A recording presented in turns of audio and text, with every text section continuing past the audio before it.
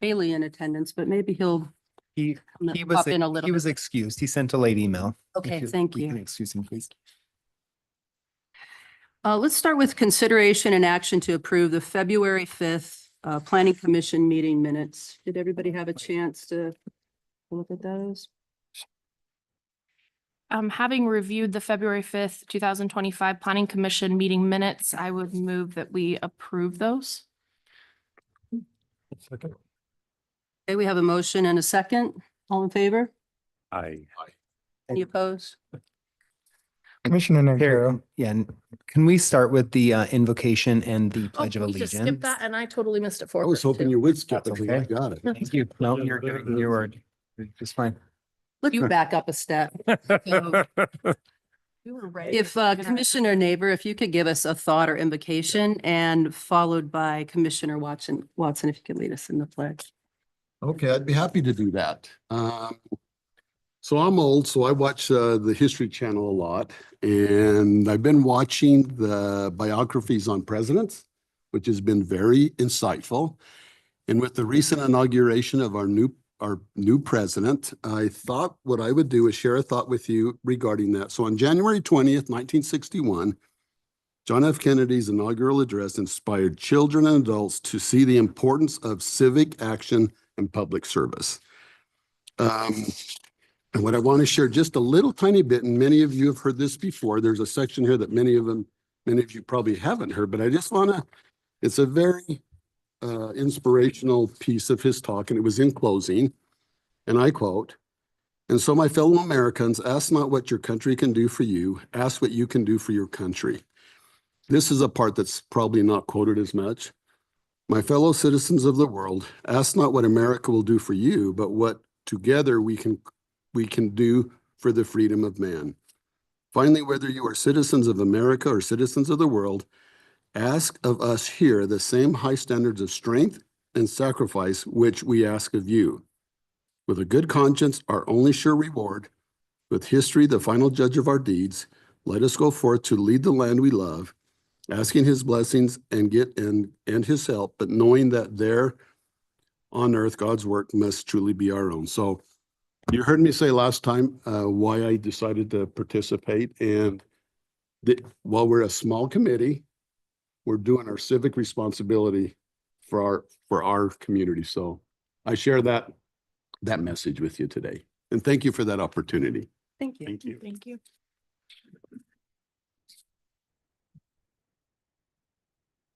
I pledge allegiance to the flag of the United States of America and to the republic for which it stands, one nation under God, indivisible, with liberty and justice for all.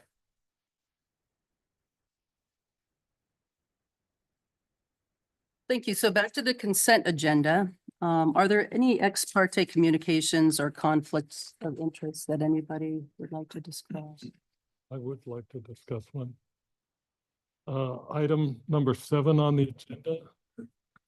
As you look at your package, my name and my comments and my engineering staff reports, as I was a staff member, are all over that thing. So I just wanted to bring that up. Okay. Do you feel that you couldn't be impartial in any vote? Or? I don't have any financial or any other interests in that, but my name just is all over there. So Okay. Thank you. Does anybody have any concerns? No. Thank you Okay. for disclosing. all right. Okay, so before we start the meeting, I'd like to just review the public, how it would work with the public comments during meetings. Time is made available for anyone in the audience to address the commission concerning matters pertaining to city business. Citizens will be asked to limit their remarks and questions to 5 minutes each. Any materials that are displayed or referenced, such as pictures or written materials, are part of the record and must be left with the commission. Speakers are required to have signed in at the door and will state their name and city before beginning their remarks. If you agree with the previous speaker, state your agreement to avoid repetitious remarks. Speakers shall address the commission from the podium or microphone and shall address all comments to the Planning Commission. So this is an opportunity now for, if there are any public comments on items that are not going to be covered on the agenda tonight. John, is there anyone online? Nope.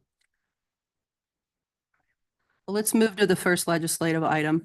This will be a public hearing, consideration and action on a legislative application to consider amending the North Ogden Code Title 1117 on wireless telecommunication to modernize the language and to help it better suit the current state of the industry in terms of citing and standard requirements. The presenter tonight is Scott Hess. Thank you, Chair. So I did want to point out that this is a public hearing. This is a legislative item. So if you think back to your training, your role as the Planning Commission tonight is to think of a recommendation for the City Council on what's best as it relates to wireless telecommunications towers and those codes and restrictions that we might want to put in place on those. Also, because this was an at-wide city code change, it was posted on the Utah Public Meeting Notice website 10 days prior, but didn't have any mailed applications. There are no individual properties that this is affecting at this time because it's really pretty open. Our code is fairly open on where a new tower could be sited. So just wanted to point out those two things really quickly. We have Dakota Hawks with, I guess, third party, but representing Verizon Wireless tonight. Verizon Wireless did make application and pay for the zoning text amendment. So this one's not sponsored by staff, but rather by Verizon Wireless in looking at ways to modernize and improve the code. And they had an item come through that had their justifications with the 4 specific sections. So staff has gone through, and the red lines in the staff report are sort of staff's interpretation of what the recommendation from Verizon would look like. And those could be tweaked and amended, changed, considered by Planning Commission. I'll run through them really quickly. It's 4 basic changes, one of which I do want to have a discussion with the Planning Commission around, but I will start just top to bottom. So beginning 1117.2 applicability, adding item 4 for city-owned property. Regulations including setbacks may be reduced on city-owned property to incentivize the industry to investigate city-owned properties first. A lease easement agreement between the city and the tower owner would still be required by city council approval. So this one, the city does own several different types of property, many of which are civic zoned, which civic zone is pretty open in its uses. You're sitting in one right now with the public safety building. We've got other civic zoned properties that are parks. And then we have some pieces of property that the city owns that are just zoned standard residential. So we try to be fair and apply our own rules and regulations consistently across everything, but some of the properties the city owns might not be viable for future residential. So it may make sense to allow setback reductions or a tower to be located in a position that would maximize coverage for our residents, for instance. So that's the thinking behind that addition there. Not really as a way to undercut any individual property owner or compete in the market for leases and that sort of thing, but the city we are a property owner within North Ogden as well. So this gives us some flexibility. The next is under general requirements, section B, adding number 4, stealth or camouflage towers may be approved administratively as a building permit with planning department review and approval of siting, height, and other standards being met. If you've ever seen any of the stealth or camouflage towers, some of them look like pine trees, or, they are painted in a non-reflective material. There's a few different ways to stealth and camouflage those. This would give an option that if there is truly a stealth tower, or if it's really well hidden, that there's no planning commission approval, like a site plan approval, it would just go building permit and forward. So it would save some time on the applicant's side. The next item is under letter P, number 5. The planning and zoning director may review existing mature landscaping and find that it meets the buffer requirements in lieu of new plantings, so long as it remains alive and viable after construction of the tower and effectively shields the tower from view. This is real similar to some of our other provisions that we have in the commercial site design guidelines that say for every 1 mature tree you pull down, you've got to put 3 new trees that are at least 6 feet tall and 2-inch caliper in their place, recognizing the fact that trees take a really long time to grow. And if you have a good viable tree in the right location, that it's oftentimes better to keep that if you can, rather than pull it down and have new plantings and new shielding or buffering that's really going to take years to cover a 60 to 100-foot tall tower. And then 1117.4, minimum setbacks and separation between towers. The applicant's requested language is to add the words residentially zoned in here. So this would read, antennas, the way it reads today is antennas shall be set back from any property line a minimum distance equal to the height of the tower. So if you think about what that does for constrained or smaller properties, is it makes some not viable at all. If you've got a 100-foot tall tower, you're going to be pulled 100 feet back into a corner from either side. So they've asked for the words residentially zoned property to be added. So antennas shall be set back from any residentially zoned property line, a minimum distance equal to the height of the tower.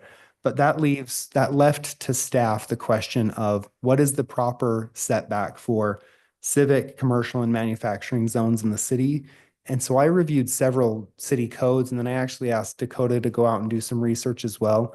And there's simply not one size fits all here. So we could say in civic, commercial, and manufacturing zones, the minimum setback distance is equal to the main structure setback distance. So like if a commercial zone has a 10-foot side yard setback, tower would have to be 10-foot side yard setback.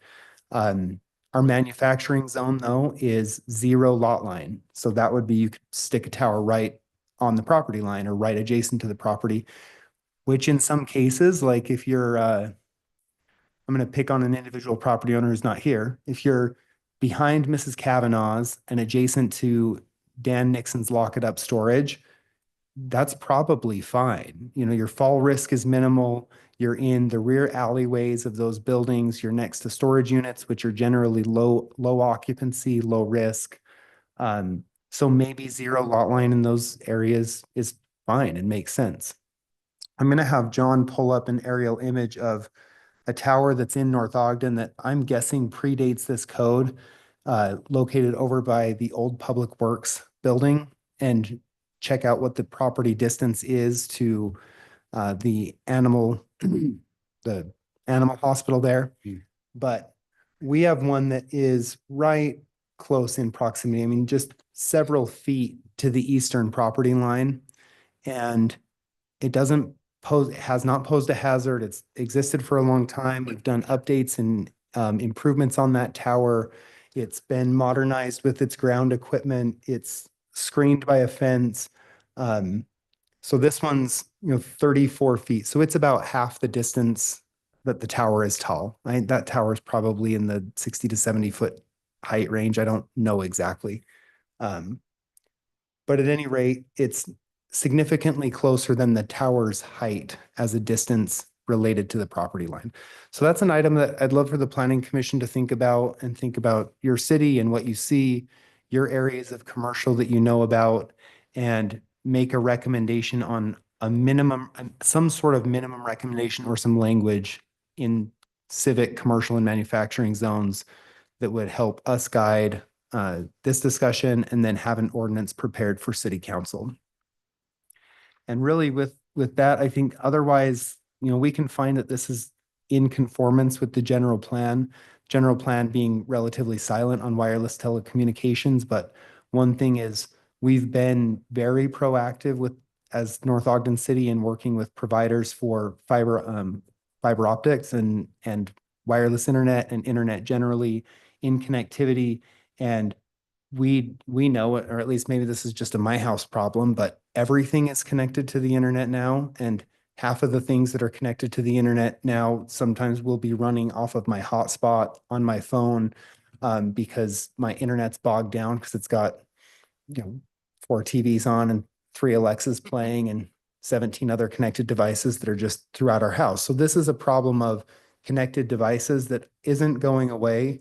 And we want to make sure that in cities like North Ogden, where we're a destination community, we're not just blanketed on all sides. Like, we lose an entire north and east side potential of tower coverage from other cities because of the mountains, that we're aware and cognizant of that, and make sure that we do have good coverage for public safety as a top priority. And then also just for our residents up on the hill who would like their cell phones to work when they make a phone call. So with that, we do have Dakota Hawks with Verizon here. If you'd like to have him present, or I'm happy to answer questions. You Come on up, present. please. Thank you. So if we could open a public hearing, please. Yep, I think you can just open the public hearing, but it takes a motion to close it. Go ahead. Thanks, Scott, and thank you, commissioners. Like Scott mentioned, we really are just looking to modernize the section and not do a full overhaul. My background is site acquisition. I've been doing it for 11 years with Verizon. So the biggest hurdle in the code is really the minimum setback and the word any before property line. We like to be in back corners and be out of people's way for future development, for existing use. And with that word any, it moves us into the property and it really rules out a lot of viable properties. So that's the biggest fish to fry on this. The other items were basically to incentivize working with the city on city property and making stealth a priority. We do trees now. We do a lot of water tanks. They look really good. And like Scott mentioned, we can paint them any color or try to fit the landscape. It is a huge variety of code language regarding setbacks. I sent, I think, 6 or 7 jurisdictions to Scott, and it's anywhere from the tower height from residential all the way up to Salt Lake City's 330 feet from a residence. So it's pretty varied. And like you mentioned, the setback that we would like guidance on is in those other zones that we'd look to cite sites in. I do see a lot of just using the main building setback for the zone as the tower guidance. Sometimes they don't even have a setback within the zones that allow towers, and it's kind of just at the planning commission's discretion. I'm happy to answer any questions, but Scott did a pretty comprehensive job on. Questions? Sure. So Salt Lake's is 330 feet. Yeah. Where are they putting their towers to get good coverage? That's a great question. It's very hard in Salt Lake City. It's a lot of rooftops, especially in downtown. If you're on the outskirts, they have some RMU zones that are more lenient for certain types of towers. So it's kind of on the perimeter, and then we supplement it with rooftop sites and small cells nowadays. So, I mean, I'm assuming that's a little bit more expensive for Verizon. It is, yeah. And it's tough because we have to work with the structural capacity of the building. A lot of the city buildings are old and require bolstering, or we can't go on it, essentially. And Salt Lake City is obviously a very populated area, so it makes our job super tough. So the stuff that's on the periphery, Mhm. are they up on the hillsides or where are they at? So they instigated a corridor decades ago. So there are some on the North Salt Lake kind of border between North Salt Lake and Salt Lake City. They have industrial and RMU zones that allow towers that are just on the west side of town. And then as you move east, it's really just rooftop sites. We have a huge problem in like Liberty Park area right now because That makes sense. we to get can't put down there anything. from those. It's close enough to downtown that it's hard enough to get. right, down to. exactly. Would Salt Lake's, so if I understand the change, proposed change here, one of the changes is to just not have it come before planning commission, certain elements of that. So that'd be on stealth applications. Sure. And it would have to be approved by staff and meet whatever regulations were put in that section.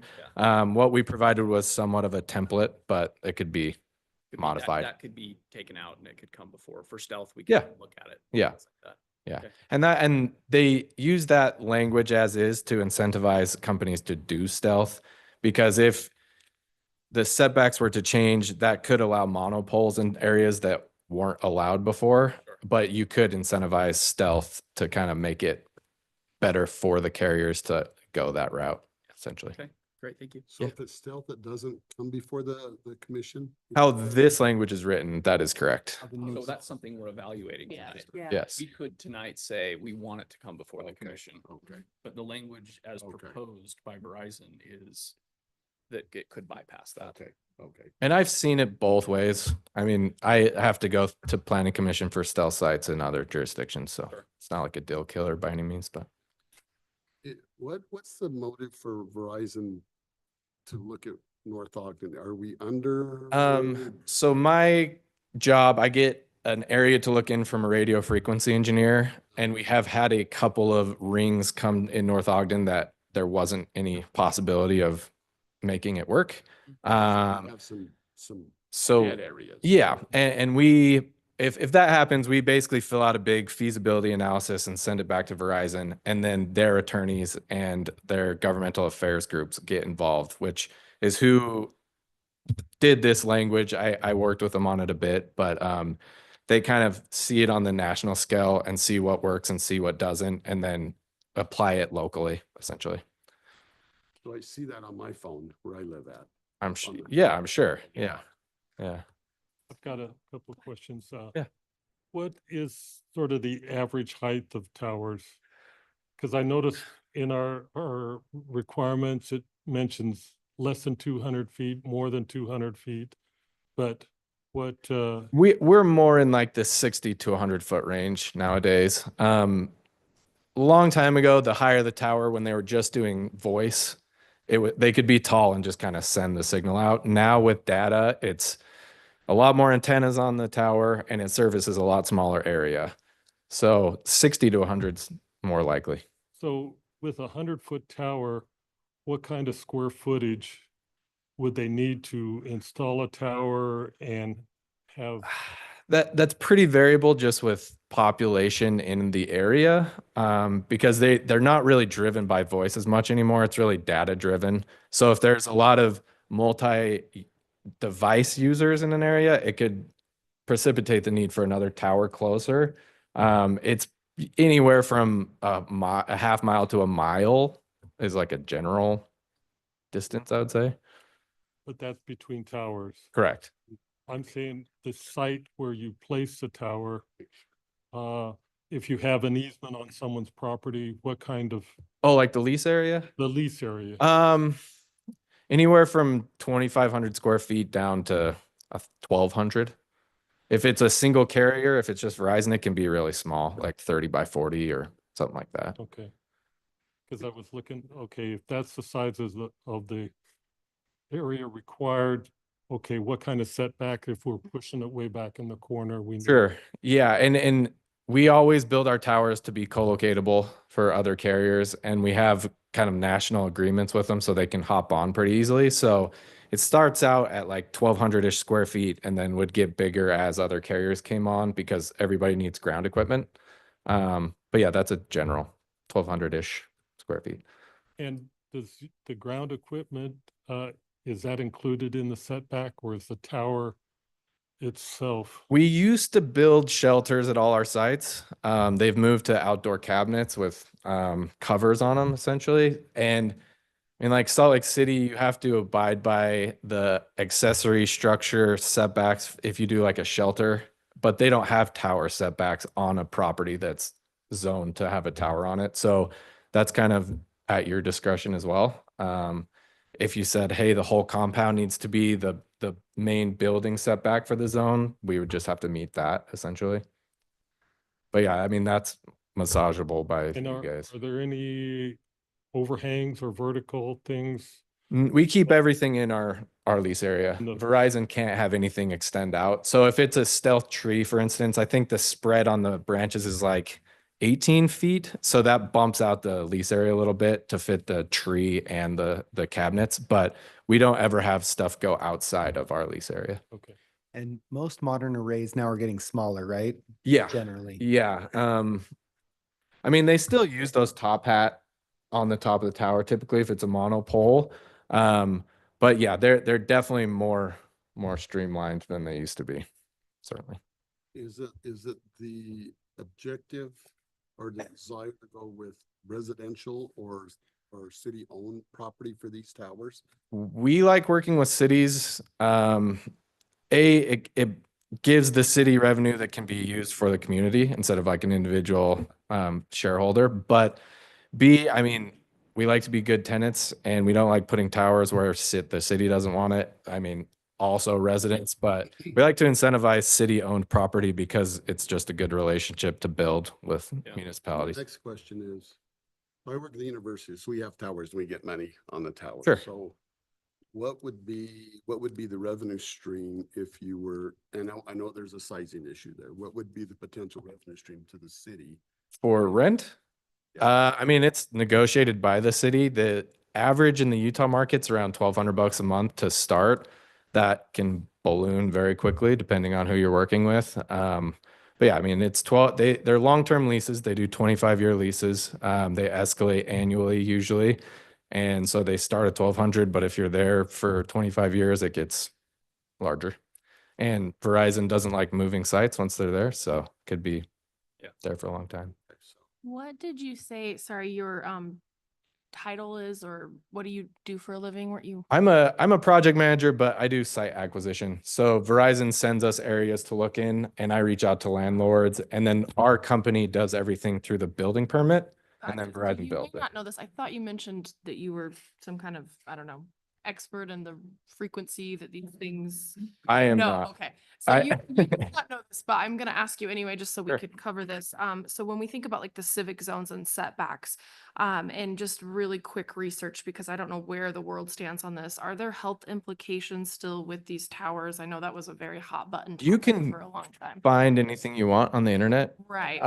Is Um, there any census that's research based that we're No, aware of? no. There's been a lot of research that a lot of it comes back to the use of your phone puts you at a higher risk than standing by a tower. There are FCC guidelines that for a civilian or somebody who works in the industry, and it's slightly different, but if you were standing directly under a tower, you're at fractions of the percent that they allow for exposure. If you're on a rooftop and you're standing right in front of them, it's a different story. But I mean, you're using your phone, which is the same signal. And I mean, it's Yeah, most of the health stuff I've seen says that phone use is just as Yeah, harmful. it was very dicey trying to find a clear answer on the Yeah, internet. it's tough. That makes sense. And that's why just with the civic zone, I think that would be a special consideration where we have schools and other types of institutions in those zones. And we do work with almost every school district and board in the state. A lot of them act as their own entity, but also most of the school areas in different jurisdictions allow towers. So Good to know. do cite them there a lot. Awesome, thank you. On the periphery, I mean, you've driven into North Ogden. Sure. What seem to be the ideal locations to place towers on the periphery, not necessarily in town? So one of the sites we were looking at was actually city property near the green waste Yeah. area. Seems like a good spot. And there was a city parcel that was like pretty small, but it was shaped funny too. And it's by a water district property.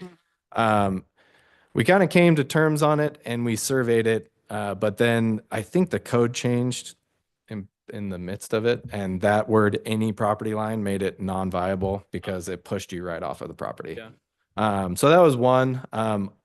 I work with several people and there are other rings in North Ogden that I'm not working, but Yeah. we are working to better the service up here, certainly. So yeah, so that green waste property or something that's a little higher kind of along the edge. Yeah. And what are the types of camouflage that would be, you mentioned water towers that are Yeah. started doing, I mean, those trees look really fake. They But, like, do, what yeah. are the types of industrial things that wouldn't look fake Really, that would fit in a place like that? water tanks or silos are the two most used that aren't the monopines, but there's tons of stealth companies that make anything you want. Yeah. It's just a price issue for Verizon, obviously. But if the city wanted us to look at options, Yeah. we'd be All definitely sorts of open to things. that. One of the things that in North Ogden's, plan Mhm. that took years to develop and, I think for those of us who grew up here, like it's something we're really familiar with. There's many people here who would like to maintain a country feel. Sure. When some of us were kids, there were lots of cows here and people riding horses down the streets and things like that. And, I think that's a helpful thing for you to know. Yeah. As you go back and advocate to Verizon to Verizon about, hey, this is a place where it seems like it makes sense for us to put a tower, and there's maybe even appeal to have a revenue stream with this city. What can we do so this is a win-win situation? Sure. I think that's an important thing for you to recognize as you communicate to Verizon, like, hey, it's an attractive town. Yeah. We have beautiful mountains. I spent a lot of time here as a kid, so I know Yeah, all about it. you're from here. I'm not, but my stepbrother lived right on the hill over here, and Where are you from? I'm from Sandy. Okay, so not Utah, that so- far away. Yeah, no, not at all. Yeah. So yeah, I think that's an important thing to know as you're coming to sell us and you're going Sure. to sell Verizon on how to make something work, that a country feel is an important thing for this community. Sure. A silo or something like that could be appealing to people, and it could make it more appealing for a second tower. Yeah. if those things are done right. Yeah. And that is why we like partnering with cities, honestly. Like we get that kind of feedback. We can work with you on a design that makes sense. And yeah, we like return customers because it makes everything easier for us. So yeah, duly noted. Maybe I'm sorry. Oh, Go okay. ahead. Just one more question as I'm thinking about what we could potentially propose here. So typically, right, the requirement is that there has to be a setback equal to the height of the tower. If it was modified in the civic, commercial, manufacturing zones and it was like half the height of the tower, would that solve some of the problems you're encountering? I mean, it's still tricky. Like I mentioned, we literally like being in back corners of parcels just to be out of the way of any future development or any current use. So, I mean, that is something you guys are going to have to decide on. But I mean, our preference would be as close to a property line that allowed a tower as we could. And like Scott mentioned, you could use the main structure setback for a zone or something along those lines. But Thank you. I was just going to make a comment. Sure. I work at the university and we're very kind of tightly tied with Ogden City. And during COVID, there was this significant problem in downtown Ogden with having enough service, and kids that were going to school were having serious problems being able to study from home, and businesses. So the university in some of its downtown facilities put networks there to help that out. But so speaking in favor of what you're doing here, we probably should be aware of that too, to have adequate, hopefully we don't have another COVID here. sure. Yeah. Things happen, and having that level of service that Scott's talking about is probably an important infrastructure that as a city, we should at least think about. Yeah. We're able to handle that in another shutdown situation, whatever kind that is. Sure. Yeah. And most of the carriers have started and got pretty far with small cell technology. And those are basically like nodes on a street light. Yeah. I know they're downtown in Ogden, but they serve a very small radius. But if you get enough of them, it's kind of like a mesh network for people to use when in situations like you're talking about. So Get a few more light poles, yeah. little nodes in them. You're right. That helped downtown Does Ogden. anybody else have any other questions for the applicant? Thank you. Thank you. Appreciate it. Any other comments from the public? Anything online? Let me just sorry, wrong mouse. Nope, no raised hands. Can I get a motion to close the public hearing? Motion to close the public hearing. Second. All in favor? Aye. So, I guess our discussion really is, the main thing we need to talk about is this, what the setback requirements are. Some of the things we talked about were some options might be same as the main structure setback, the 0 lot line, and that's going to apply when it's next to a commercial, civic, or another manufacturing zone, not next to residential. Or, like a minimum distance equal to half the height of the tower or something along those lines. So I don't know, does anybody have any thoughts about that? Can we get clarification? So same as main structure, just does anyone, I know Scott would know. Like Yes, an you example, if. Yeah, an example of what that would look like. Yep, so the commercial zone, I pulled it up because I figured that question would come, and I also just wanted to be able to provide that. The setbacks in the commercial zone for the site development standards, front setback is 20 feet for all buildings and walls or fences over 3 feet tall.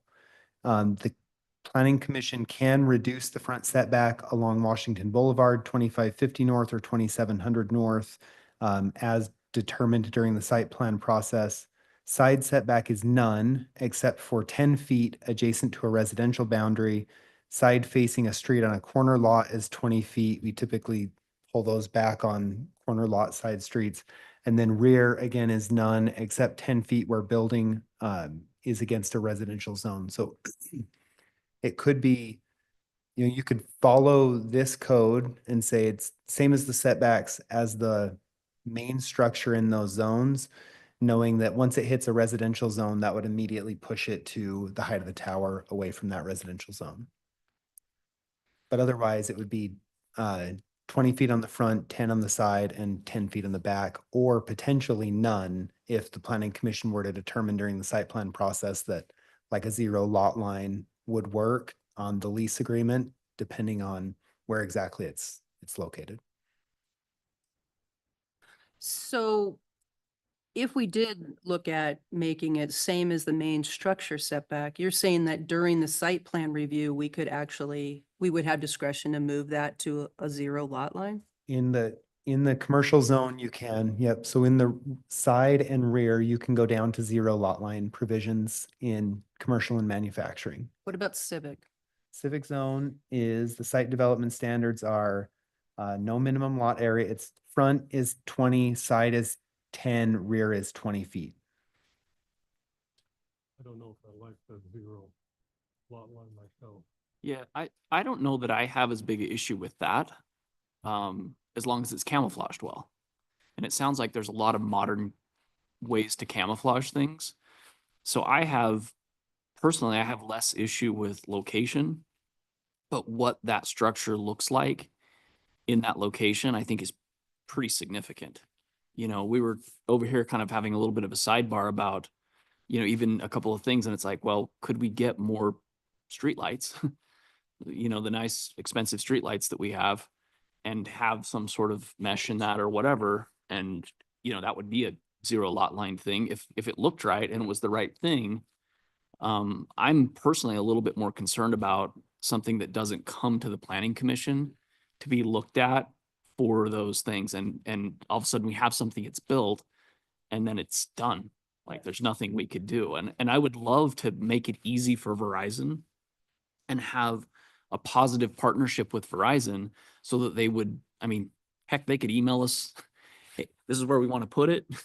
And these are the 5 options that you have of doing something like that, and tell us if you want something different. And I'd probably start to get comfortable with something like that.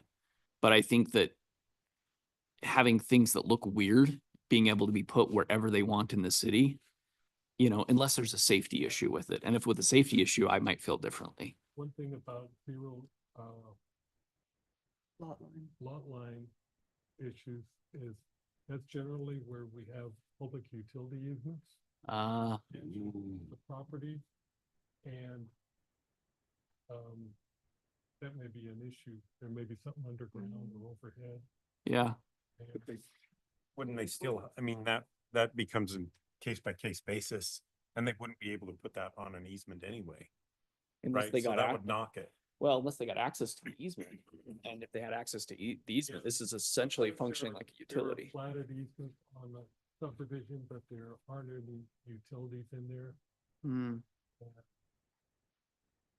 I don't know, We're it's just, talking about commercial. there's potential for some problem.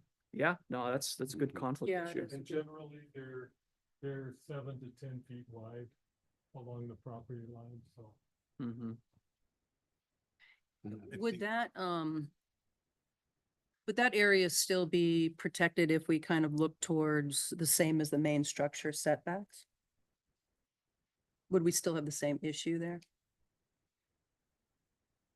Probably not, because I know the side thing, it's like 0, but The 0 lot line on the main, that's why I'm leaning more toward, hey, maybe we give them a 10-foot minimum Hmm. setback, so. But let me clarify that just for myself. You're saying I could put a building to my 0 lot line, but not a cell tower. Right? The way that it is now and the way that you just mentioned that, because the building would set on top of those easements. Well, the building couldn't set on It- top of these. Yeah, that's like in some cases. So if a Yes, building okay. owner wants to place the building on the easement, we typically ask for a vacation letter of that easement and it abandons that easement. And then another just quick clarification that I want to make sure with Dakota is that small cell towers have become like a public utility akin to streetlights and, Yes, they are. so those are essentially permitted, like just they come in and they're like an electrical permit and go through a building permit process. But this is all for the larger towers. But Cody, to your point, yes, if they wanted to locate on an easement and it was the only place for it to go and it was an old public utility easement that was platted but had never been utilized, we would likely ask for the vacation letters, and those come from all your public utility service providers. So that's the city itself as culinary and sewer. We'll ask for central Weber sewer.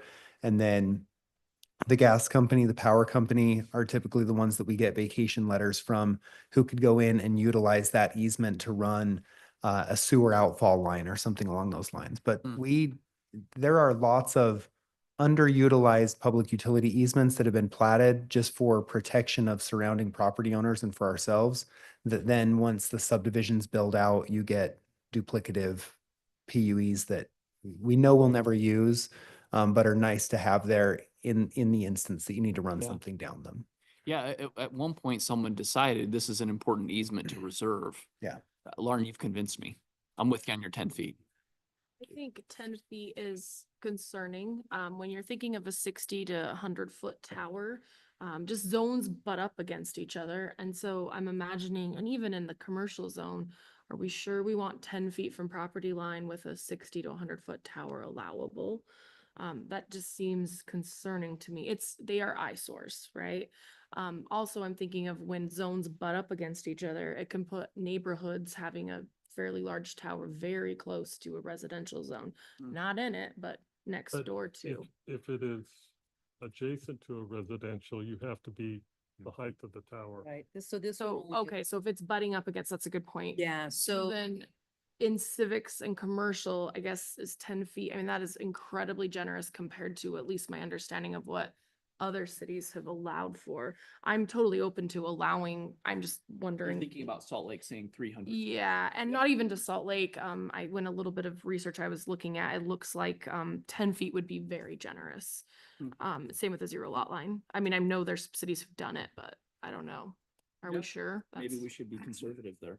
Yeah, I mean, this is a very large structure. So when you put the tower and you have a 10-foot setback to that tower, you also have on the other side of the tower probably an equivalent setback till other usable area on that property can be available. So you're taking Yeah. up It's true. a good chunk of land. And if it's next to residential, as proposed, the code would still require The height of the tower. minimum distance equal to the height of the tower, if it abuts any sort of. If it's okay, if it's next to. So this would be between commercial properties, between manufacturing, civic properties, but And civics in here primarily because city property is under civic is Yeah. my thinking. Because otherwise, I would say why we should throw civic out as a special category when we think of schools, libraries, like. I don't know though, because to your eyesore comment, if Mhm. really there is the ability, and I agree, the fake tree is an eyesore. It's a relic of the past. I don't hate the I fake hate tree the either, fake but I hated it. fake It looks tree is- so darn The fake. fake tree is unnoticeable. I mean, if you stare at it, it looks fake. If you drive past it, it's no big deal. I'm not gonna die on this hill, Potato, potato. but I am emotional about it for some reason. Yeah, awesome. But if there is the ability to put things like a silo, or essentially it sounds like they're not We gonna could do put- we could anything put though that is gonna cost them more money. What do you want, a fake water tower Well- or a fake tree? well, that's Well, that's why I think that the really sticking point for me is less location, though I think we should be very. You don't judicious like about the location. Point number 4 under. Yes, the- I think it absolutely has got to come before us so that we can Yeah. look at it. And to Yeah. make it easy for Verizon, I mean, this could be a revenue stream for the city. We want to make it easy for Yeah. Verizon to put as many towers as Yeah. they want. But yes, to your point of they're not going to want to spend one more dime. Well, if they want to put it here, they'll spend the dimes they need to spend, you know, because they live out of state, because they want to Well, put it here. They'll take the path of least resistance That's and right. cost, right? And so we shouldn't we make need it to make too- sure that. Yeah, make it easy we're for that. them. Yeah. Yeah. But it's gotta not be an eyesore. So point number 4 under, let's see, general requirements, I believe is so that's that could be a motion that you could potentially make, is that we want to change the Yeah, I'm voting no on this if, Yeah. just to be really clear, the if text on we number don't 4. amend that piece. Yeah, I would agree Because I too. think it's We gotta have- come before us. Some consensus that we like the idea of stealth mode things coming Yeah. here. I'm not. There's passionate about also- this, but I don't. Also in the wording of the, City owned. actually the one right before where the setbacks are, it's under landscaping. That one is also delegated, planning and zoning director may review and find that it meets those requirements. I think I'm that- not so yeah. concerned about that, but if you guys I- want to address it all at the same I time. think we might want to consider that, and here's why. Like, it's very easy for somebody with Verizon to put pressure on a planning department. If it's forced to come to a public meeting, it makes it easier for the planning department to say, hey, we've got to discuss this. You know, like anybody coming from Verizon here is going to have very little control on anything other than, please go to the city, ask them this for us. And then if there's a mechanism that goes back and says, hey, it's actually not too hard to work with the city. Here's the criteria that they've given. You know, so there is a solution here. But it takes some pressure off of, I think it takes pressure off of staff Mhm. to force certain things like that to come to us and just take a quick look at it. Hey, Verizon, this city's easy to work with. You can see the precedent. We're gonna make a quick decision. It sounds like we'd have to look at the site plan anyway, correct? In most cases, yeah, and I would bet that we don't have a whole lot of stealth towers. I mean, there's a number of them in the Pacific Northwest where you have 100-foot tall pine trees and they've got a fake pine tree tower next to them.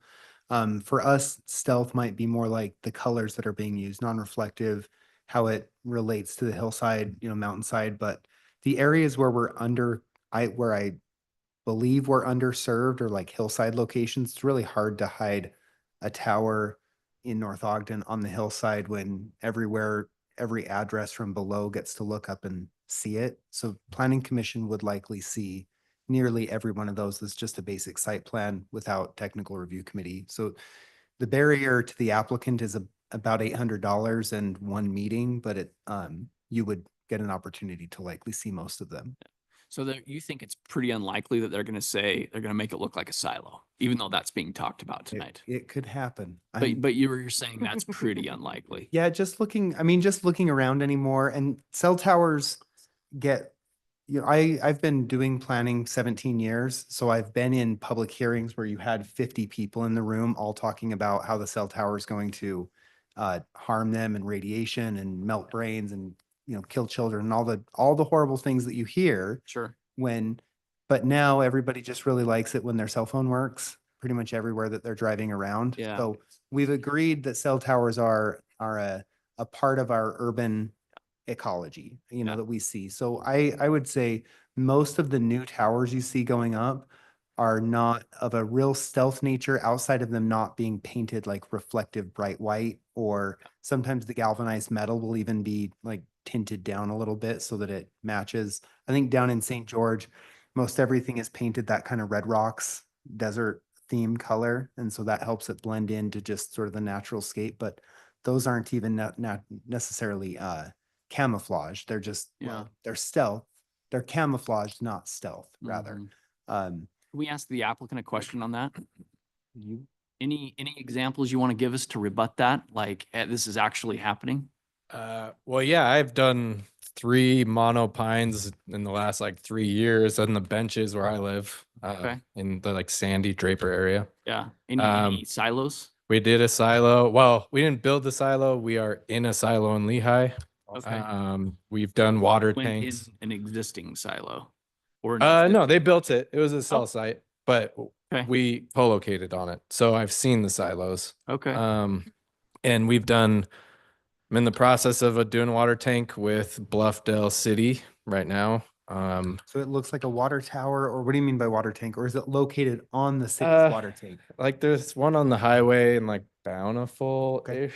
That's, I think it's a car dealership, but a big water tank. Oh, Um, Oh. we've done a handful of those. We're doing one in Cedar Hills down in Utah County. Okay. Yeah. But yeah, they're usually at like parks. Yeah. So. Yeah. But yeah, we do them. I mean, he is right. They prefer to just do monopoles, and they can do core 10, so they rust. They can paint them whatever color you want. Is the revenue for Verizon going to a place for North Ogden that you could foresee them being interested or willing to do something like that here? Well, if they're gonna do a site with you, you guys can tell them what you'd like. Honestly, like you. that is my job. I would contact you and say, hey, they'll do it at this location if you build XYZ. And they say yes, or they say no. We'd love you to have 10 towers here and have great coverage and have them not look like towers. Yeah, well, invent a good looking one and you'd be really rich. So Thank you. So is our collective kind of thinking that we could actually encourage something that fits because I mean, we have these beautiful mountains, we don't want junked up with ugly towers. So is the thinking that if we allow a closer setback, that we could potentially get what we need with these towers, or? I don't know about that. That's probably a They're question probably for debate separate or questions issues, here. yeah. I'm not sure. With the 0 lot line, it might open up more flexibility in where Location. these towers could go in these commercial and manufacturing zones, maybe between 2 commercial buildings, midway or something. Where I think the more restrictive we get, the more we limit the number of sites that would be viable. Yeah. If that makes sense. So they could be put in maybe worse locations, and back to Commissioner Gardner's kind of perspective, like it could actually be worse to not allow them to squeeze into a corner. Is that kind of what you were saying earlier regarding setbacks? By not allowing them to go closer to the property line, it's using up more of that property, and now it becomes unusable except for the tower. And they've basically bought vacant land that's gonna have weeds in it in the city. Or they'll have to try to maintain infrequently, and they Mhm. couldn't spend that same money on a one-time cost of a tower. I mean, this is a revenue stream for whoever gets this in, for the city and for Verizon, especially if they're selling it to other that can be significant over time. I mean, these are not like, these are moneymakers. And I'm just trying to think of like a scenario in a commercial, civic, manufacturing zone where close to like 10 feet or a 0 lot line even would be problematic because it can't be, it doesn't apply if it's next to a residential area. Well, a large. Just maybe in the center of the city, Could if be, it's. in a park, in the corner of a Yeah, park. or it like could be- like right next to Lee's would be kind of an eyesore, I Well, think. but if you. There is But one next if to the There White is one House- right true. over there. Well, Yeah. it's over in Across the the public street. utilities. This is- Okay, right next to Lee's, behind the Cafe Rio, folks. I mean, But- that's the thing. How many of them do we want in the Yeah. town center? But we could build a building there. Yeah. Right? Like I could put a building there. So are we saying like, I can put a building there, but I can't put a cell tower there, right? Like, to me, that seems So silly. use But the so- the same as tower could Lot structure. ultimately be taller than that building. True, but it could be less obtrusive as well. I mean, you can see through it. But if it's a So- tower on a privately owned piece of property, it is of, again, you don't always have to think in terms of the city budget and the 3-legged stool of property taxes, sales tax revenue, and franchise taxes. But if it is a non-city owned piece of property of which the majority of the Lee's complex is outside of the stump and our Centennial Park over there, then we could potentially be exchanging long-term sales tax and or property tax revenues for a 100-foot tower inside a fenced location that is buffered. So that's where we would need to be sensitive to that I would say a building depending on where it is in the city, a building will have more benefit to the city and the residents than a cell phone tower. But there's areas like, what's the hill? I'm gonna mess it up, John, the Hillside Park. It's Oh, Lakeview? Thank you. Lakeview Park. It's a natural park. It is relatively underdeveloped, right? If you go and you see what the hillside of North Ogden looked like for years and years, that's an area where it might make sense that a cell tower could be located in a closer proximity to one of the setbacks, like the one that's maybe against the road on the south or something that would have very little effect on residential areas that we might not want to locate 100 feet in and 100 feet back in that park, that we might want to kind of stick more in the corner. But I would caution to think that, silliness aside, like that a building or a tower could locate there, that we need to think about the long-term use and viability of it, especially if it's not city-owned property, because Yeah. we won't receive any lease revenues if it's privately held. So, the applicant did mention that their preference is to work first with the city. And so as we look up the hillside with all the new development, I see very little commercial manufacturing properties up there. I Yeah. think it would really fall to civic use. Yeah, what if it was civic and manufacturing and commercials not brought to the table for reduced setbacks? I actually like that. It's not a bad. Because plan. looking at the map here, we do not have a lot of territory left for commercial use, period. And certainly not up on the hillside, I wouldn't. Right, where we Unless kind it's of a need little these. Yeah, convenience I mean, we store or can kind of something. force it to be working with the city and then I think the city getting the revenue from this we don't have a lot of sources and could be a great one. So our recommendation theoretically could be to reduce the setback and some of the challenges for these guys for the civic zone primarily. Would manufacturing be something we'd want to include in a possible I don't think so. alteration? Yeah, I'd say civic. And then actually specifically exclude manufacturing and commercial, or when we have to mention it in some fashion, or? Yeah, I'm. What One does way or that, the other. what does that leave for commercial? Right? That means commercial is now under what this was under, which is nothing. So we have to come up with commercial guidelines as well. So, because right now, the standing norm, right, is that it's the same height as the tower. So it's a self-defeating, Right. so we don't really have to change it. You I just mean, leave it. you could feasibly, you could just leave it as is for residential, Mhm. commercial, manufacturing, And just change civic. and just change it for civic. I think it's a great idea. But then that probably reduces the ability to have more sites available for them too, because they're sort of not very True, it's limiting. limiting. Yeah. Yeah. I'd actually be okay with that for a few years and see how this goes. And if it goes well, we get a few silos. And then again, we are recommending to the city council. They're Yeah. making the The decision final on this. decision, Totally. but I think the rationale, the thinking behind it is sound. Yeah, I like the idea. Can I do a process check just real fast? I'm only my second meeting. Usually we have a recommendation from the staff. Is this unusual? We don't have a recommendation from the staff. Essentially all the language in red is staff's recommendation. It's what we took from Verizon as their, they gave us a justification document and then we wrote it into language that sort of matches and meets our staff recommendation. In the case of the setbacks, in working with me as the planning director, it's not necessarily uncommon that I won't bring you a solid recommendation, especially if it's not one, I've researched 5 different cities and looked out through and they were all widely different. It wasn't even like we were within a margin of error. It was like one city won't allow another monopole within 5,000 feet of any existing monopole. And so some cities are extremely restrictive, others are less so.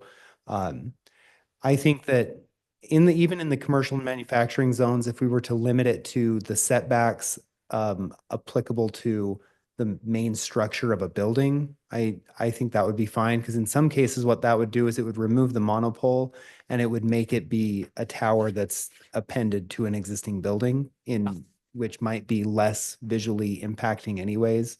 So I don't think that's a real negative way to go, but I don't want to direct, Yeah, no, it's, Your- we Well, that's we helpful. appreciate, Yeah. absolutely. On your procedural comment, just experience, as staff has brought things without a recommendation, but like he did this time, hey, this is what I've researched and I found no consistency. I think for our discussions, that's actually been really helpful. Okay. Because it's been like, look, this is a wide variety. Yeah. Like this is actually still being formed. Yeah. Like what we found for you is there isn't a consistent way to apply it, Okay, that's helpful. you know? So we've had discussion, I think what you did just now, Scott, you're saying you've heard us talk. And you've kind of made a quasi recommendation though, Hmm. it sounded like to me. Would you say it's a recommendation after you listened to our input? I liked it. It's one that staff would be comfortable with moving forward. And so now let the planning commission discuss, should in the commercial and manufacturing zones, it be allowed to meet the regular setbacks of a standard structure. If we make it all the same and the 3 zones, it does defeat kind of number 4, the first original point, which is trying to incentivize the use of city-owned properties, especially if we're going to make things still come back to the planning commission for stealth mode, et cetera. So that would be my only thought though, is like it does seem like an embedded first intention was to try to incentivize city use property. This does make so much sense for a park or for in a school, as long as, of course, the health implications are truly not there. If we Yeah. find that out in the future, I'll be very mad if I voted on that in the future, but that's a side That's a note. principle. Yeah, it'll be embarrassing, but,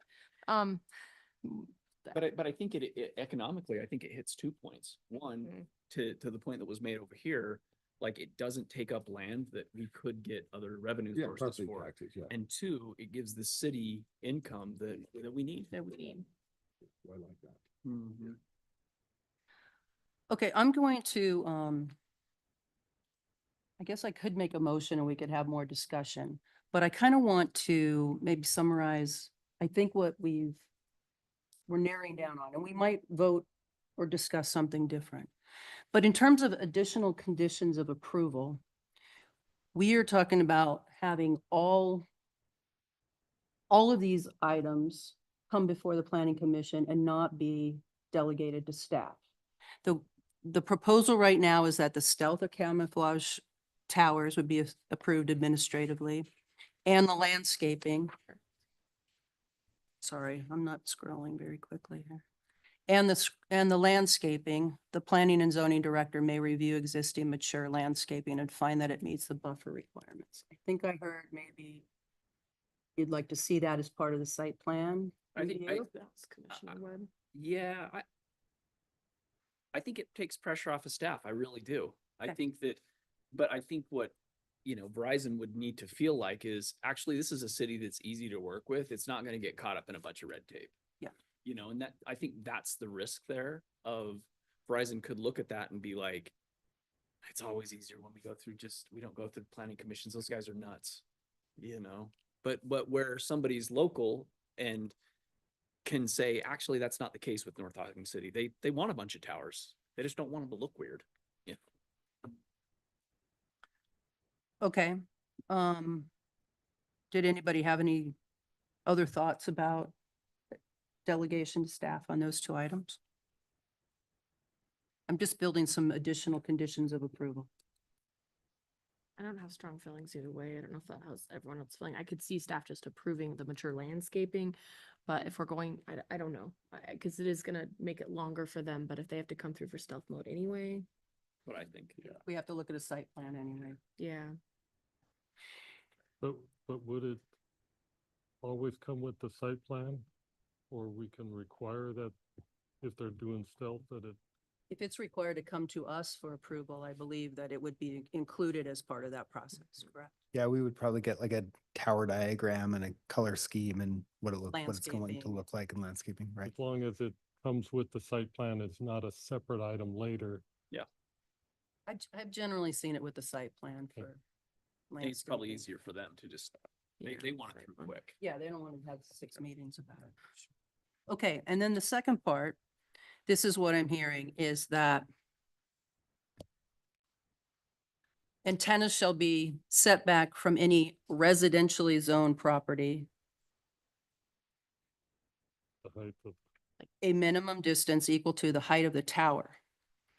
In commercial and manufacturing property, zoned property, we would want the same as the main structure setback. Mhm. And for civic zone, we would want 0 lot line or 10 feet. Whatever the main structure setback is in civic, right? civic is- That would put it the same as the commercial and manufacturing. Do we But we want to wanted a little bit more leniency for the civic zone, which would include the parks. That's a great idea. Yeah. I kind of, Because then that's we what I'm could do- just trying to summarize That's what what I I think we thought the heard. summary was, because then it could Dylan, be a 0 or a 10. The municipal underground stuff with that. Well, that's where it comes to the 0 lot line or the 10 feet. It sounds like, Lauren, you're more in favor of a 10-foot. So that was sort of the open discussion too, Yeah. you know. Yeah. Lauren, what do you think about 10 foot for commercial or anything like that, or more, and 0 lot line for civic? Yeah, it's probably a site specific too. Yeah. Okay. You know, where we could evaluate, are there utilities around that would be affected? I think Scott said. Maybe a 10-foot then? Letters of Yeah. lease. Yeah, If we had to abandon some existing easements. And that would be maybe all part of the site plan review that we could see. But I think for the wording for the actual ordinance, we need to put something for the Right. civic zone setbacks. So, I mean, we could leave it the same as the main structure setback, but Yes. then at the site plan, we could reevaluate. Yeah, so I've written, just summarizing your comments, antennas are set back from residential zones the height of the tower. In commercial manufacturing zones, it must meet the main structure setbacks. In civic zone, meet the setbacks of the main structure unless there's a compelling reason for reduced setback as determined by planning commission. Something along those lines, and Okay, I'm I sorry. can Can you say that legalese again? that. Unless a compelling reason? Phrase that unless in a there's a motion. compelling reason for reduced setbacks as determined by planning commission in the site plan process. That- And then maybe John with city attorney hat on, he and I can make sure that holds legally, something along those lines, but that allows it to move from this body with, as a recommendation to city council. Yeah. So that's, And then does It's- that give us the incentive to the city we were aiming for with I- this? I think it specific does. zone? Yeah. John, from a legal perspective, can we put something, and I'm going to use really lay language here, but can we put something that signals to the carriers like in civic areas, North Ogden City would be very flexible with location or interested in, or something like that? Is there a way to legally say something like that? I mean, I think you could, but the wording would be a little different, but you know, this would not just be North Ogden City. Schools are civic uses. Mhm. And so it would allow for the same thing for all of those to have it. Right now, there's a tower at North Ogden Junior High, Yeah. for example, you know, Mhm. that is actually, so, you know, it'd make it available for all Mhm. government. Although they don't have a lot of property up high on the hill Mhm. or on the east side, so. Yeah. Do we own Horton Park?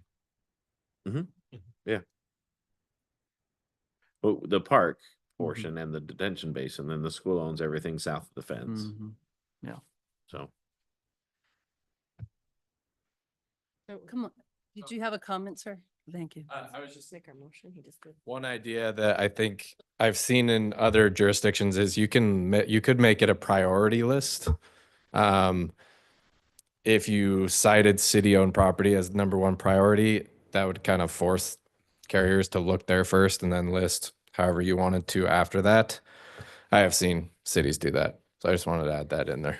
Question for you, and this is Yeah. gonna seem, you can say I don't want to answer it, but Okay? do you get bonused when you find spots for 'em? No, I get paid one thing. That's good to know. Yeah, no, you're good. That's a tough one, man. He answered it. So Yeah. would we want to add something like that in the? Yeah, I'm looking at this first proposed under 1117-2 applicability for, where it's talking about city-owned property, and I'm trying to think of maybe how we could reword that a little bit.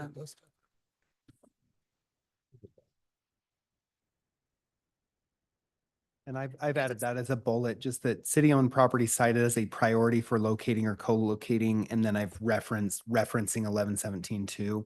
So I'm just trying to take notes. I think he's actually saying. I just know we can probably need to include all of this and Yeah, some. it would be helpful for me, and I'll take notes, and then depending on the timing of this meeting to city council, the city council members may just need to review the audio or video of the discussion before going forward, unless we have a copy of the minutes. I could take a shot at a motion and then we can have some discussion. So when we're looking at the ordinance amendments, under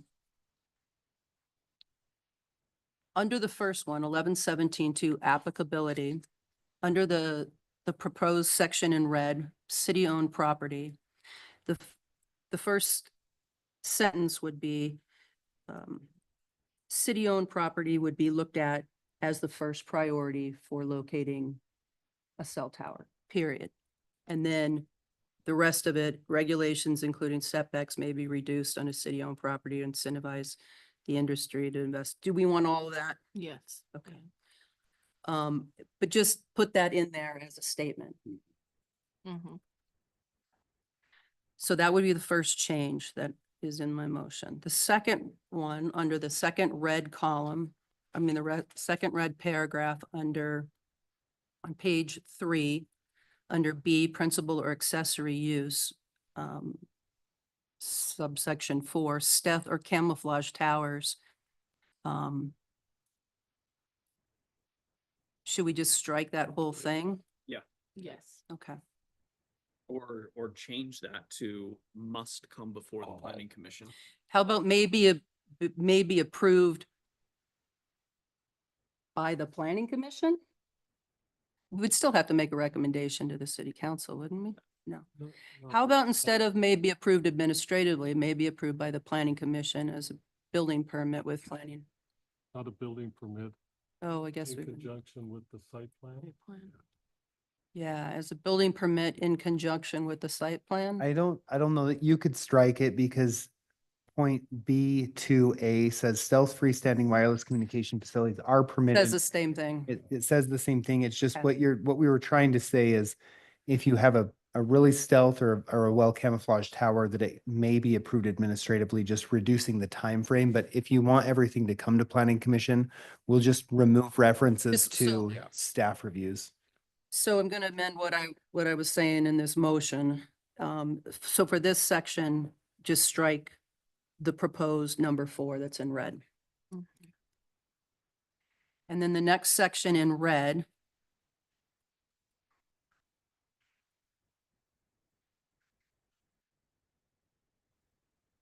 Is that something we would strike as well then?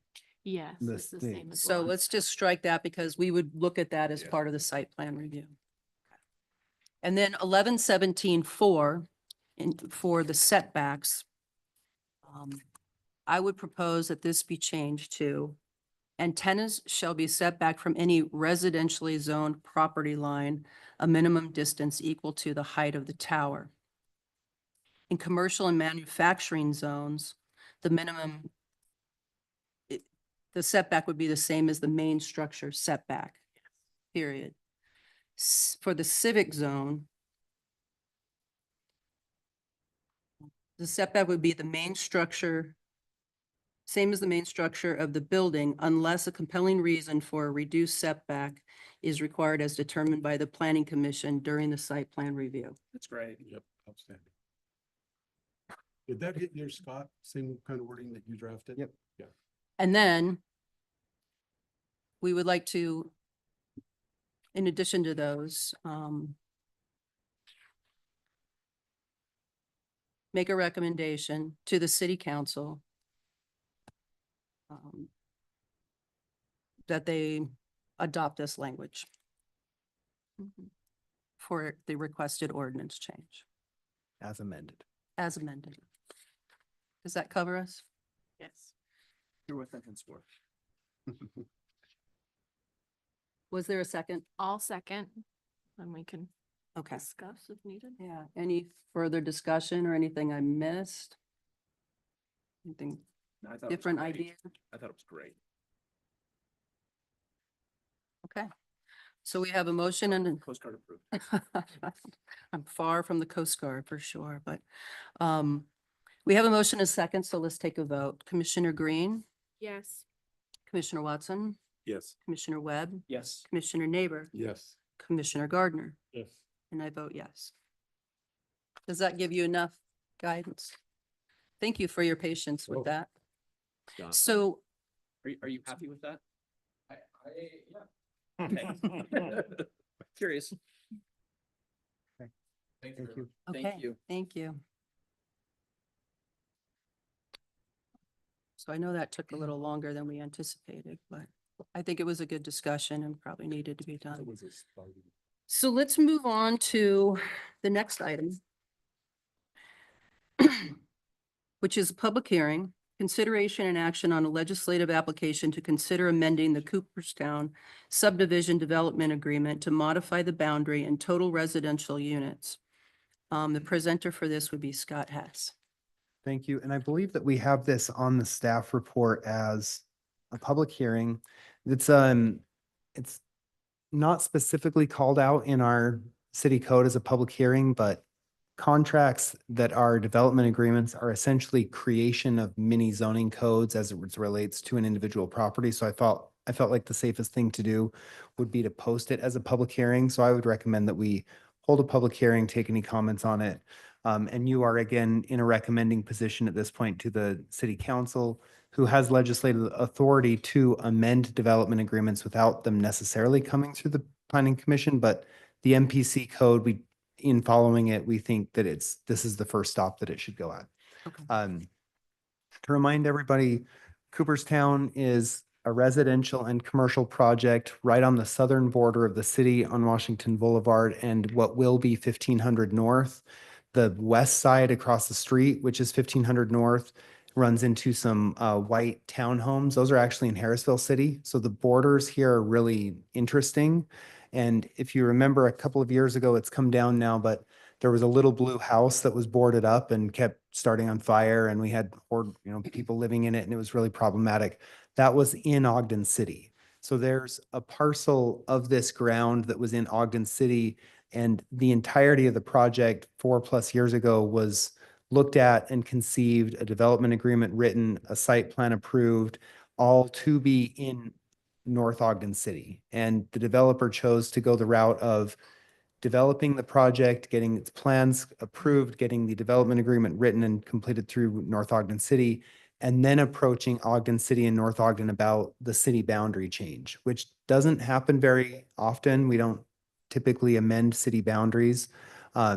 This one, the compelling reason for the boundary change was to put one whole project, one entire homeowners association or maintenance group all under one city, and then simplifying things like culinary water, secondary water, sewer services, stormwater, all of those things as a single project.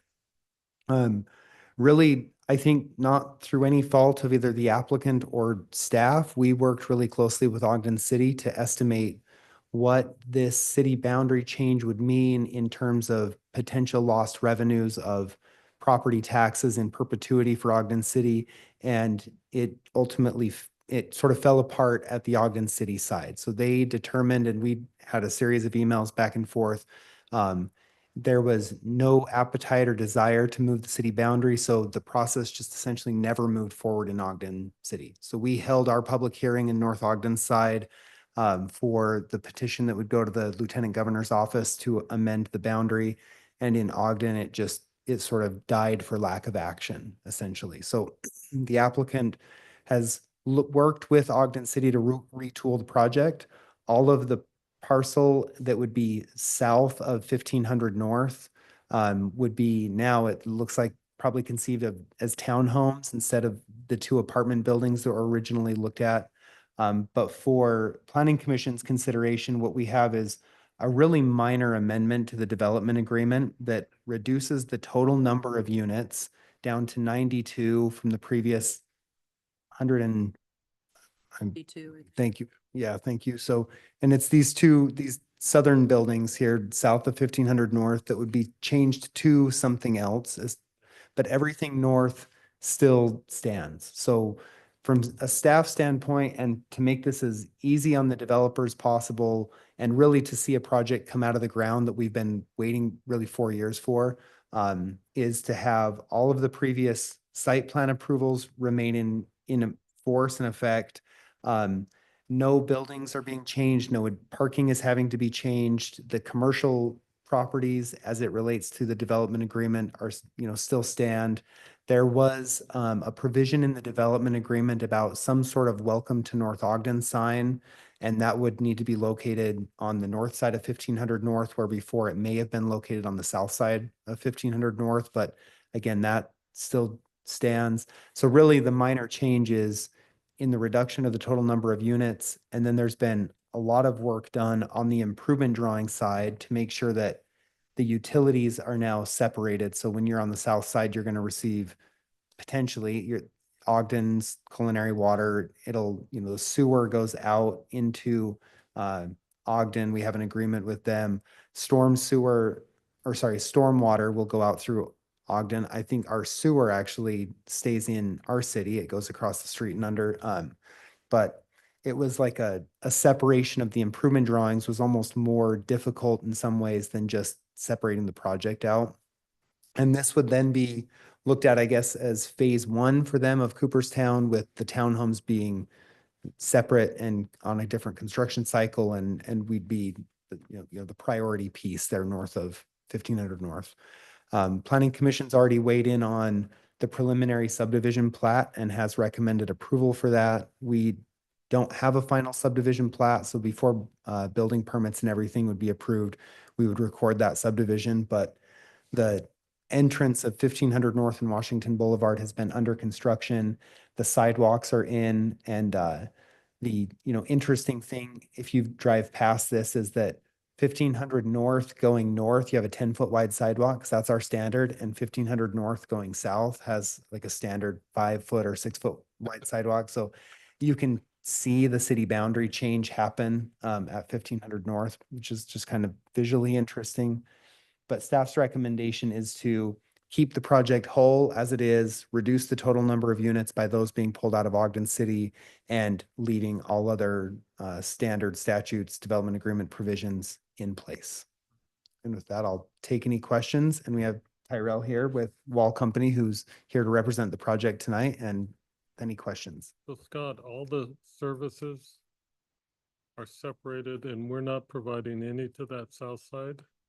If we potentially, and this is the interesting thing about preserving the small amount of property tax in perpetuity that Ogden City is doing, is that they may end up paying for some of the culinary water and sewer and secondary water provisions, not secondary water, but stormwater provisions coming from Ogden City, just because it's more practicable to do that. And are they going to share in the cost of plowing the snow for that road? No, so the road, that is a good and interesting point to make, is that the city will own from the back of curb on the south side of 1500 North across the entire length of the right of way and the sidewalk on the north, but the sidewalk on the south side would be in Ogden City. So the plowing of the road would be all done by North Ogden City. There's a similar thing that happens on 2550 between Pleasant View and Harrisville. Mhm. The south side is owned by Harrisville, but the road is Pleasant View's. Okay, yeah. Uh. Yep. So the snow plowing will be consistent, which is a plus, but in some ways, I hate to use this term, but the development or the developer is like enriching the Ogden City side, because the Ogden side is benefiting from access to a road that doesn't exist now, that they're able to develop off of. But they'll still have their own sidewalk that they'll have to maintain snow removal on, and that would be Ogden City's ordinances would control all of that on the south side. What about the density on that south side? We Any don't, more? it's less as I understand it, it's Less. less. Yeah, they're going townhomes, and there was another concern for that mobile home park, that there was going to be, noise and light and sound and the parking on the south side. So I believe it's townhomes, but again, like, it's sort of out of our city, out of mind. But I understand it's townhomes that are being proposed. Yeah, and I can comment to that. That Actually, is what before you was voted. start, sir, I'd like to open a public hearing. Okay, yep, So perfect. please go ahead. Um, that is the plan right now, is to do townhomes over there. But that's not our priority. Honestly, kind of upset with Ogden City. Like Scott had mentioned, we've been dealing with this for 4 years back and forth. They've agreed to it verbally and then reneged several times. So we're not in any hurry to do anything over there, pay for permits or anything. We want to get this side going. You guys have been a lot better to work with, and we like the project that we have here, so. Anybody have any questions for the applicant? Why didn't Ogden City want to just give North Ogden land? I don't know, there's even an agreement worked out to share some of the tax revenue from the commercial building, but Yeah. No, they're not getting that anymore. No, no. I just want to say before you leave the podium is, I know we've made you come back several times to look at this property, and we've had our own changes over the course of the development as well. So I think at this point, we've gone through a lot of amendments and things that we've requested of the developer, to a point where we felt very comfortable with the project moving forward. So I think if there's no changes on our end, I don't really see a lot of issues, but thank you Okay, so much. appreciate that. Yeah. Make a motion to close the public hearing. Was there anyone online though first? Just Chris Pulver. Excuse me. Chris Colbert. No raised hands. Second? I'll second it. All in favor? Aye. Okay, so any discussion? I think I appreciate you mentioning that, you were probably the only person on this commission when this occurred. And it's nice to know that you guys did push back on some changes. The only thing I just want to say, and there's nothing to really discuss here, so we'll move on right after, but wish the general plan was different. I wish the zoning was handled a little different. Once again, we're concentrating some very, just very concentrated rooftops in a very small area of our city. I think that's going to cause us problems in the long run, but it's neither here nor there because it is what it is at this point. So I will stop that. Yeah, that was exactly the concerns. In fact, I think it might have started out as a 4-story and made them move things back. We made them add commercial and so we were not And- super easy. Yeah, so we'll hopefully in the future maybe change a few things, but it's not here nor there right now, so. Yeah, and to your point, Nicole, I think that, thank you for coming back and working with us. I'm glad you feel like we've been good stewards of things for our city, but also, working with you to help develop our city. And so, I second Nicole's comments on that as well. Much appreciated. Any other discussion? I would entertain a motion. I'll make a motion. This will be my first motion, so Okay. start here, right? Actually, we want to make a recommendation to city Okay, council. I make a motion. I Recommendation. make a recommendation to city council regarding amending the development agreement to accommodate only the portion of the project to be constructed within North Ogden city limits. I'll second that. All in favor? Oh, sorry, I gotta take a vote on this. So we have a motion and a second. Commissioner Green, Yes. Commissioner Watson, Yes. Commissioner Webb, Yes. Commissioner Neighbor, Yes. Commissioner Gardner, Yes. and I vote yes. Unanimous. So this is along a similar topic. The next item is an administrative topic, and this is the consideration and action regarding an administrative application. This is the preliminary approval for the Cooperstown subdivision located at approximately 1550 North Washington Boulevard. And the presenter is Scott. Thank you, Chair. I tried to hurry you all up and say that you've already made this decision, but we're going to make it tonight. So I apologize. We've got a number of subdivisions all happening simultaneously. So this is a subdivision. The updated acreage without the Ogden City parcel is 4.470 acres. It is in the MPC Cooperstown MPC CT zone. It covers two parcels, 1114-0010 and 11-222-0001. The north is commercial, east is residential, south is residential, and the west is residential and vacant, depending on how far across Washington Boulevard you go. This is a 3-lot subdivision bound by the development agreement that you just made a recommendation to approve. There are some conditions of approval in here, and to Commissioner Lauren Gardner's point, a lot of this leans back to the original approvals, which were still good. And they, there's really no reason to go back and rehash a bunch of that information, the technical review committee meeting. There will be a follow-up to that, which would be like a pre-construction meeting, but we may have a follow-up to make sure everybody's aware and understand where the utilities go and how they split between the two cities now. But all other conditions of approval from the previous, we'd say, hold true. So you do have a pretty long list of conditions of approval, but nothing out of line with what we would see in normal commercial subdivisions. And the subdivision plat, if John has it pulled up, you'll see that 1500 North Street connecting to 1525 will be a full public street with the right-of-way running all the way to the south border of North Ogden City, and then that'll butt directly up to Ogden City. So I don't know if there's future agreements where we'll have to permit access onto that public street, from the townhome development as Ogden reviews it, but we may at an administrative level be able to see that and understand where driveway accesses are coming and going. Interesting thing is that this crosses a piece that's WCNO Properties. That's the Walker Cinema property, has a little finger of property that comes down and now touches 1500.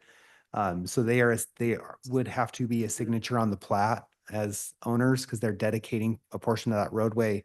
But as far as I understand, the agreements from Cooperstown originally is that the developer is going to construct for them that section of 1500 North in exchange for the signature on the plat that dedicates the roadway. That's the only piece that I guess could be a little confusing or interesting. Otherwise, staff recommends preliminary approval of the 3-lot subdivision, one of which would be commercial per the development agreement and the MPC zone. Question for you, Scott. Since the city boundary is at the south curb, top back curb, it wouldn't be the full 60 foot. That's a great question. It would probably be something less than that, whatever our park strip width is and stuff. Yep, and that from the center line of the street, from the 60 feet, it actually isn't indicated. So that's a good point to catch for us on the final plat, is we'll indicate that distance. So we make sure that it is clear who has the full, it says 60 from the center line north, or 30 feet from the center line north. It does say a 60-foot right of way. So that's something I'll double check with our current So city that engineer. City boundary should be whatever it is, It'd be like 50 feet or It'd whatever. be shorted about 9 feet. Yeah. With a 5-foot sidewalk and a 4-foot park strip. Good catch. Good job. City engineer. That's one of those items between, so preliminary subdivision plats stop at planning commission and then final subdivision plats by our code are reviewed administratively by the planning director, city engineer, and then all of our, basically everybody over at Public Works. So culinary, secondary, stormwater, and sewer all have a chance to review subdivision plats. But we'll double check that. It won't inherently change anything. It could potentially slightly change total square footage on lots 1, 2, and 3, but it won't add a lot, reduce a lot, or remove area that's being dedicated to the city. So that wouldn't change. We need to add that as a condition of approval. Okay. I don't think so. I mean, no, because the road will end up where the road has to end up based on UDOT's access permit and connecting to 1525. And then whatever is left over from the survey on the parcel will just be North Ogden's component. I don't recall, but that property for the theaters, was there a drive access or anything being provided there for?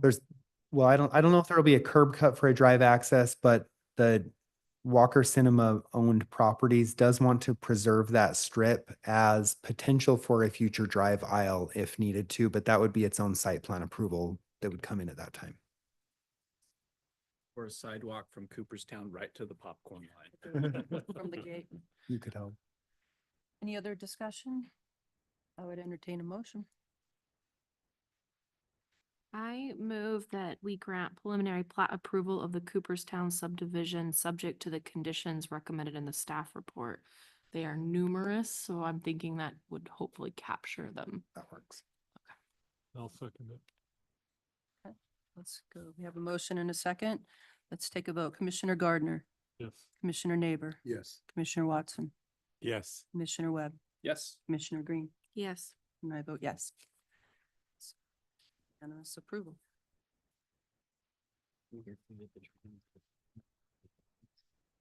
So this time we would ask if there's any additional public comments for any items that we haven't covered. Anybody online, John? No raised hands. Okay. And any other remarks from Planning Commission? Good work tonight, everyone. Yes. Yeah, I good think discussion. Good discussion. Good.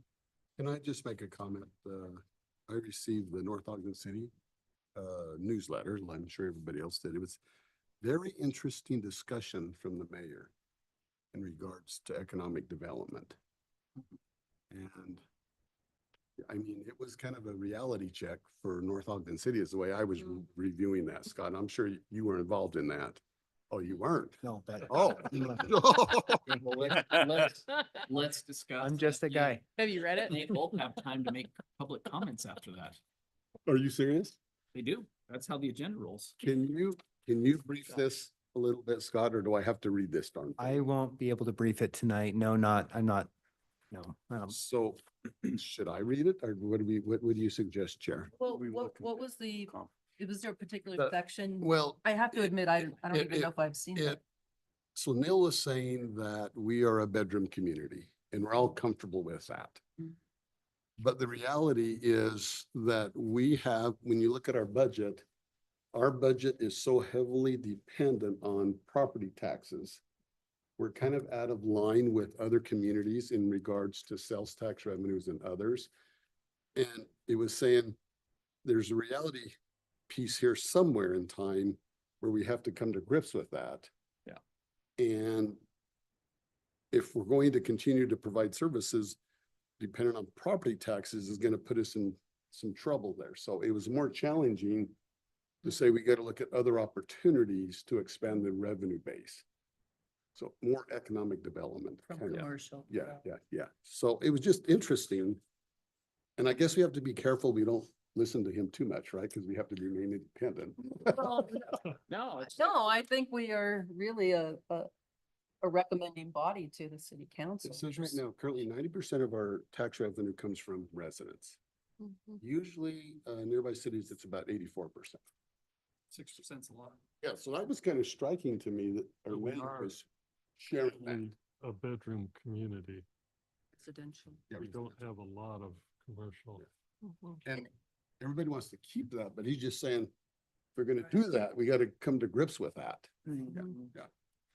Well, I I think one of our discussions last week too, where we talked about maybe on some of our future meetings that we could dedicate some time to really looking at, particularly along Washington Boulevard, maybe even future Monroe Boulevard, areas that, perhaps aren't zoned commercially now, but we have a vision or some active plan we would like to propose for those areas and somehow influence, what is developed on those parcels in the future.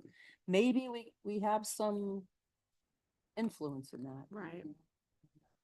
But I think we need to probably sit down and have an active discussion about it alongside the general plan and say what is within our realm of possibility, because we are kind of limited. in what we can do. We Right. can certainly make recommendations to the city council. But we can help pave the way in terms of zoning and, yeah. A large percentage of our time should be dedicated to planning, Absolutely. and some execution on things that are like high value, but like, I think this is great to bring this up. And I love that you reiterated that we talked in last meeting about like This very some of thing. these Mhm. very specific places and I think that's really appropriate. Yeah, I think Commissioner Green has had a lot of ideas about that as well. A lot of suggestions. Scott, does your office construct an economic development plan?